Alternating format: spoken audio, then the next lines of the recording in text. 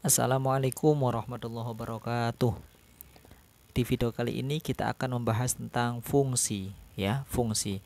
Fungsi sangat berkaitan dengan yang namanya relasi, ya. Sangat berkaitan dengan relasi. Kita coba dulu, di sini ada ilustrasi, di sini ada nama-nama siswa misalkan ya. Ada Adi, Budi, Cindy dan Dona. Kemudian di sebelah kanannya ini ada soto, sate dan rawon ya. Nah, misalkan kita hubungkan dari nama-nama tersebut untuk memilih makanan yang ada di sini. Misalkan jadi dari Adi misalkan milih soto, Budi milih soto juga, Cindy milih sate misalkan begitu, Dona milih soto juga. Oke. Ini merupakan relasi. Diperhatikan ya. Perbedaan antara fungsi dan relasi. Jadi dari Adi soto, Budi soto, Cindy sate, dan Dona juga soto. Ini merupakan relasi.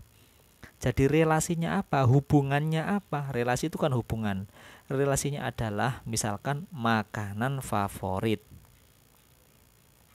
Makanan favorit. Oke, seperti itu.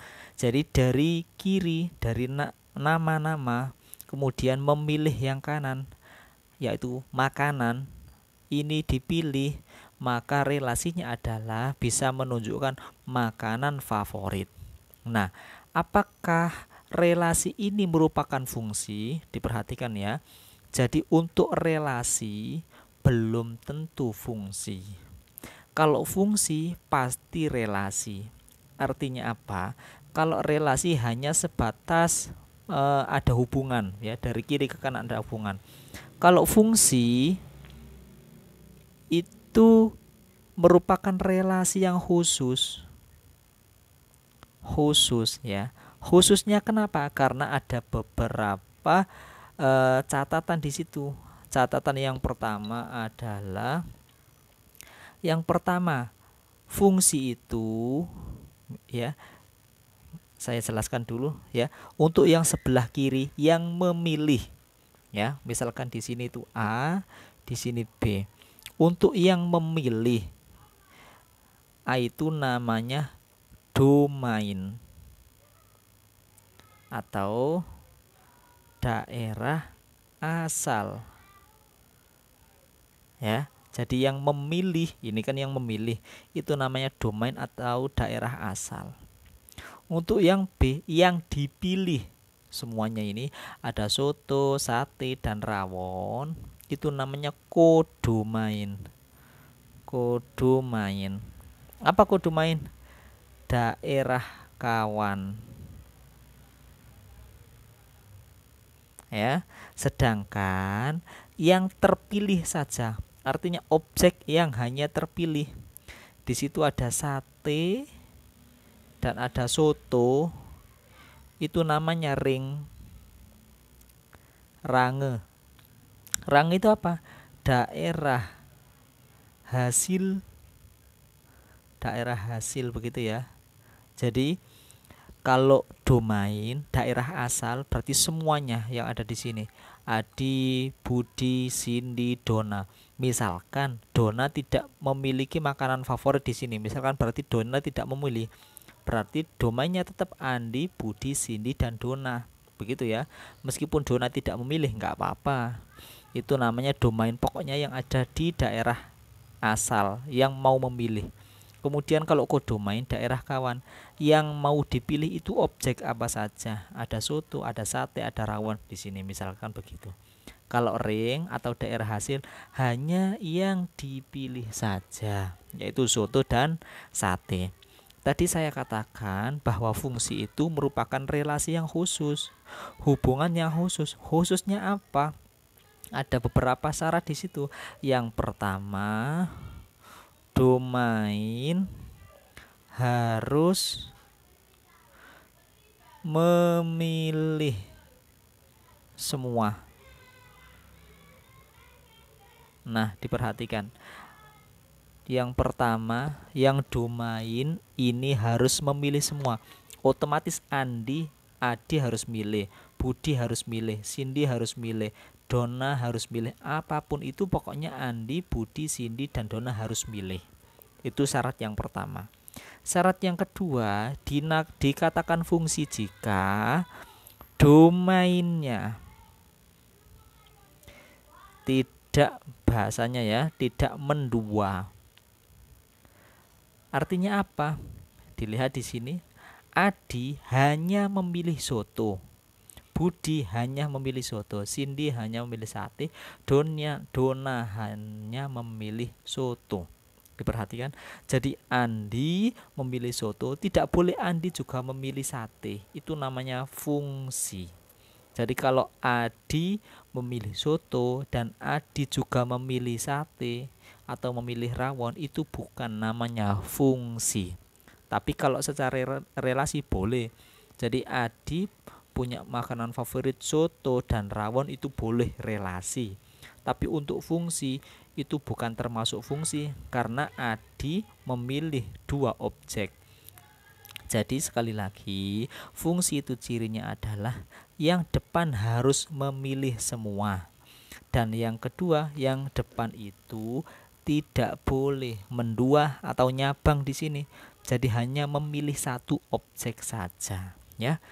Itu secara penjelasan relasi dan fungsi.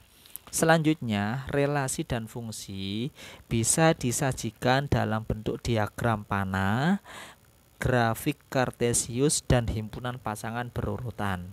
Jadi contoh ini kan merupakan fungsi ya. Oke. Contoh yang ini itu saya utarakan dalam bentuk diagram panah ya. Jadi kalau bentuk begini itu diagram panah. Coba kita selesaikan misalkan dalam bentuk grafik kartesius misalkan ya. Jadi secara grafik kartesius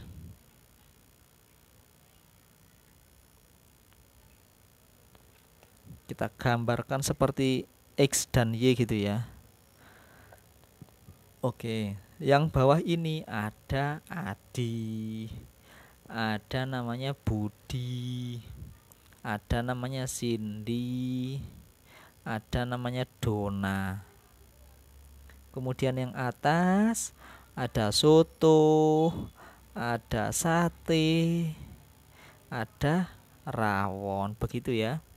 Seperti X dan Y. Sekarang kita coba, Adi tadi milih soto. Adi milih soto, berarti di sini nak. Adi milih soto. Terus Budi milih soto, Budi juga milih soto. Nah, kemudian Cindy milih sate. Berarti di sini Cindy milih sate. Nah, ya. Kemudian Donna milih soto. Jadi begini. Nah, ini data yang ditunjukkan di dalam grafik kartesius. Selanjutnya bisa juga dituliskan dalam bentuk himpunan pasangan berurutan.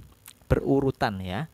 Jadi ditulis dari yang urut. Adi milih apa, Budi milih apa, Cindy milih apa, harus begitu.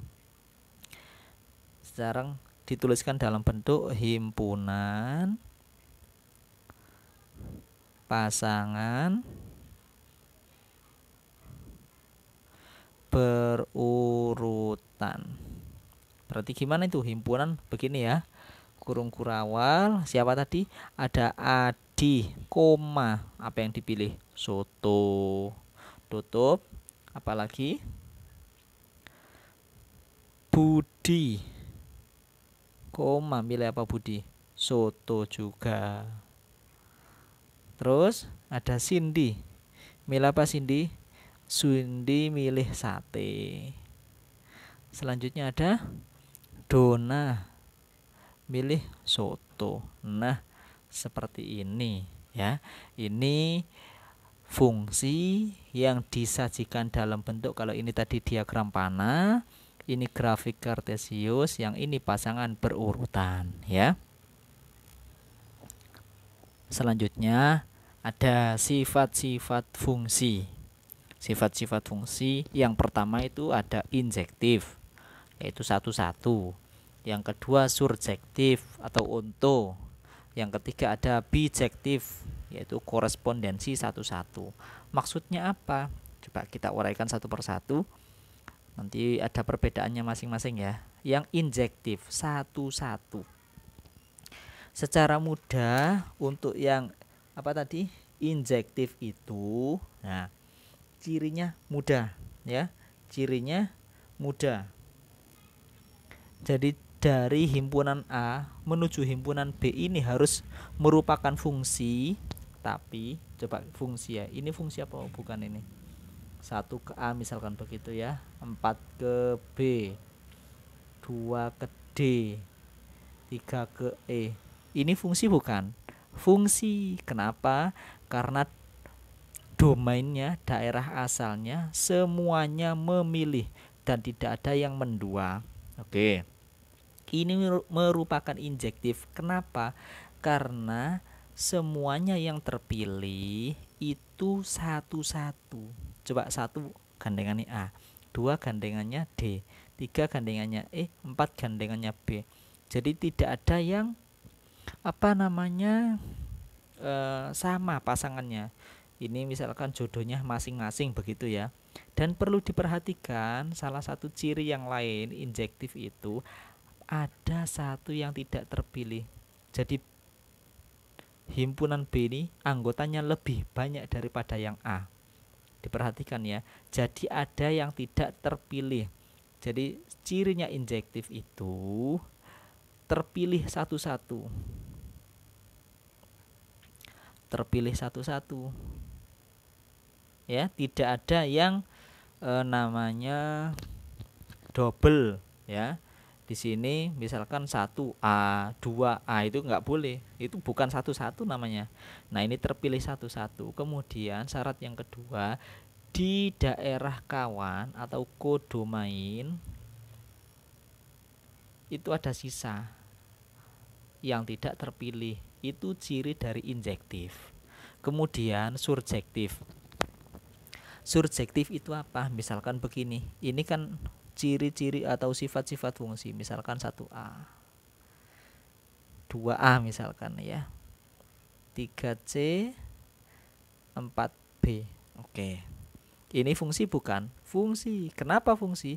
Karena domainnya atau daerah asalnya semuanya memilih dan tidak ada yang mendua di domainnya ya. Oke, kenapa ini tergolong surjektif? Karena dilihat sekarang daerah kawannya. Daerah kawannya ada 3 anggotanya dan yang terpilih juga 3. Itu namanya surjektif. Jadi kodomain itu sama dengan ring. Tadi kodomain itu apa? Kodomain itu daerah kawannya yang ada di yang mau dipilih itu kan ada A, B, C dan sama dengan ring. Yang dipilih juga itu semua begitu loh.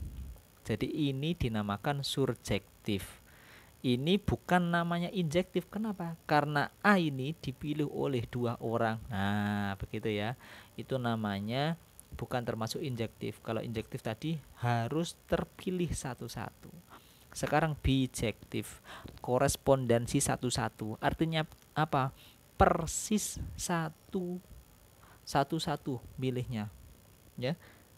1A, 3B, 4C misalkan.